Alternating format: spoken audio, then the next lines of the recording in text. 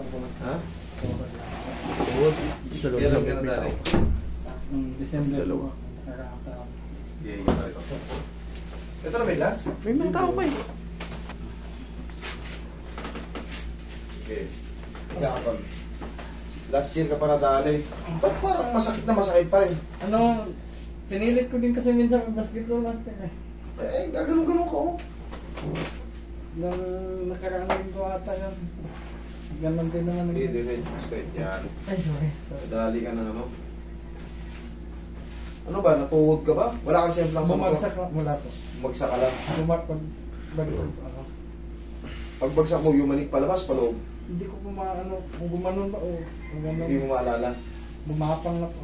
Tagal ko nakatayo. Bumapang ka na sobra sa akin.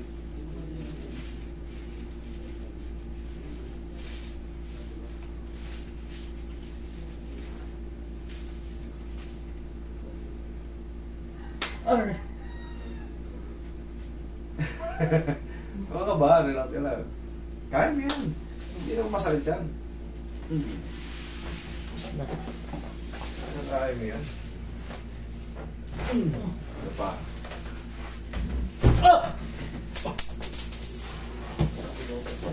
Naglagi yun. Okay na. Ang ganda yung talaga sir. Eh, bandage right. Tanggal ng pilay nga siya. Yung x-ray ko, sabi naman nila sir, pag may pilay daw, hindi ka talaga daw ito pa rin makakalagad eh. Pag pilay talaga daw. Eh nga, pilay ka nga, nakita mo yung lakad mo. Ito may lakad mo, hindi ka nga makahakbang ng dire-diretso eh. Hindi, nangyayari naman yan pag may mga naiipit talagang ligament sa gitna. Pag may naiipit kasi dyan, hindi mo maidiin yung paa mo. Hindi mo maidiin yung tuhod mo. Kasi pag ginano mo, sakit ka agad. Nag-chat ka siya, pumunta kayo ng Sambales, nag-ano ako dun eh, nag-message ako, nag-ano. Sambales ka ba? Oo po. Slimming ako, mga truck. Hindi kasi makatrabaho ng maayos, hindi makapabigat.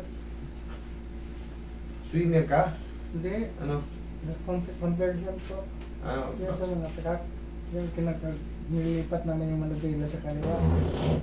Conversion? Oo. Tika sa motor. Pataas. Tika sa sipa mo. Isa ba? Okay. Relax. Sige, lakad ka. Tignan mo kung design ba rin yung lakad mo. Kanina, ganun ka oh. Oh. Lakad ka nga. Oh. Pantay na yung lang. Okay na. Pahinga ko muna basketball pa master. Correct. Yun ang tama. Magpahinga muna. Para sa susunod na makalaro na maayos. Mahirap kasi yung masakit pa, pinipilit kayo laro. Kailangan establish muna para makalaro kayo na maayos. Okay? Wait, maano ko